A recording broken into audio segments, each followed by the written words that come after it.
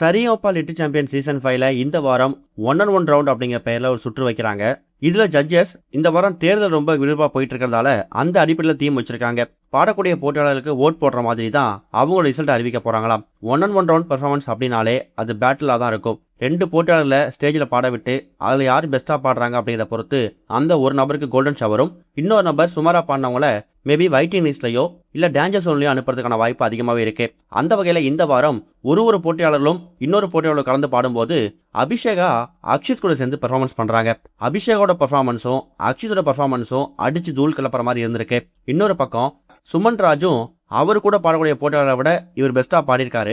ஆனால் எஸ்பிச்சர் என்ன சொல்கிறாருன்னா, இந்த 2 பேரில் யாருக்கு ஓட் போட்டு நாங்கள் கோல்டன் ஷவர் கொடுக்கறதே தெரியலையே, 2 பேருமே சூப்பராக கலக்கிட்டீங்களே அப்படிங்கிற மாதிரி கன்ஃபியூஸ் ஆகிட்டாராம். அந்த வகையில் இந்த வாரம் எல்லா போட்டியாளர் பர்ஃபார்மன்ஸுமே சூப்பராக தான் இருந்திருக்கு.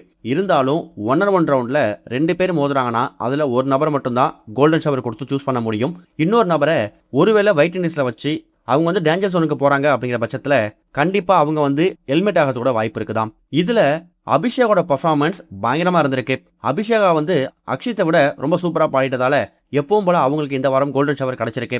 அபிஷேகோட பர்ஃபார்மன்ஸ் பாடி முடிச்சதுக்கு அப்புறமா எஸ்பி சரண் அவர்கள் பயங்கரமாக அப்ளாஸ் பண்ணியிருக்காரு. உண்மையாக சொல்ல போனால் அபிஷேகா ஸ்ரீனி சார் அடிக்கடி சொல்கிற மாதிரி நீ ஒரு காட் கிஃப்டட் சைல்டு தான். உங்கள் அம்மாவுக்கும் உங்கள் அப்பாவுக்கும் நீ கிடைச்சிருக்கிறது ஒரு பெரிய வரம். நான் இப்போ சொல்கிறேன், உன்னோட வாய்ஸுக்கு இந்த அளவுக்கு ஒரு அசாத்திய திறமைக்கு ஃபியூச்சரில் உனக்கு ஒரு பெரிய எதிர்காலம் காத்துக்கிட்டு இருக்கு. ஒரு பெரிய பிளேபேக் சிங்கராக நீ வருவ அப்படிங்கிற மாதிரி பாராட்டு மழை தள்ளியிருக்காராம். இந்த ஒரு வார்த்தையும் கேட்டுட்டு அபிஷேகோட அம்மாவுக்கு சந்தோஷம் தாங்க முடியல. நீ இந்த சீசனுக்கு லேட்டாக வந்துட்ட. இதுக்கு முன்னாடி சீசன்லேயே நீ சீக்கிரம் கலந்துனா கண்டிப்பாக அந்த சீசனோட டைட்டில் வின் பண்ணிட்டு நீ போயிருப்ப. இருந்தாலும் பரவாயில்ல, நீ இந்த சீசனில் கலந்துக்கிட்டது இந்த சரியாப்பா ஷோவுக்கும் பெருமை தான் அப்படிங்கிற மாதிரி சொன்னது ஒட்டுமொத்த அரங்கத்திலையும் அபிஷேகாவுக்கு ஒரு மிகப்பெரிய பாராட்டை வாங்கி கொடுத்துருக்குது. இன்னொரு பக்கம் 1-on-1 ரவுண்ட் அப்படின்னா 2 பேர் பாடும்போது கண்டிப்பாக அதில் ஒரு நபருக்கு கோல்டனும் இன்னொரு நபருக்கு கோல்டன் ஷவர் கொடுக்காம மேபி அவங்க வெயிட்டிங் லிஸ்ட்லையோ இல்லை அவங்க போய் பர்ஃபார்மன்ஸ் முடிச்சதுக்கப்புறம் இடத்துலையும் போய் உட்கார மாதிரி இருக்கும். கடந்த பல வாரங்களாகவே தொடர்ந்து அபிஷேகா அவங்களோட தனித்துவமான பர்ஃபார்மன்ஸ் மூலயமா கோல்டன் ஷவர் வாங்கிட்டு இருக்காங்க. அப்படி ஒருவேளை இந்த வாரமும் கோல்டன் ஷவர் வாங்கிட்டாங்கன்னா டாப் 10 அபிஷேகா போயிடுவாங்க அப்படிங்கிறது ஆல்மோஸ்ட் கன்ஃபார்ம் ஆகிடும். மேகா அப்புறம் மகதி இவங்க 2 பேரோட டபுள் எலிமினேஷனுக்கு அப்புறம் சரியாப்பால இப்போ வரைக்கும் எந்த விதமான எலிமினேஷனும் வைக்கல. Top 14 top 12 குறைச்சாங்க. இன்னும் ஒரு 2-3 மாதம் தான் இருக்கு. அதுக்குள்ள டாப் 10 வரணும். அதுக்கப்புறம் டிக்கெட் ஃபினாலே கொண்டு வரணும்.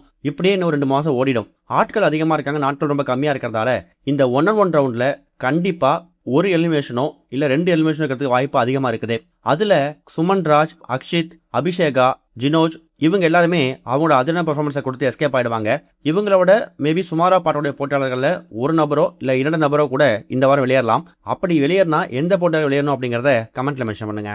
இது வரைக்கும் கனெக்டிங் டிவிக்கு சப்ஸ்கிரைப் பண்ணனா மறக்காம சப்ஸ்கிரைப் பண்ணிக்கங்க. உடனடி அப்டேட்ஸ் பெறுவதற்கு நோட்டிஃபிகேஷன் பெல்லையும் கிளிக் பண்ணிக்கங்க.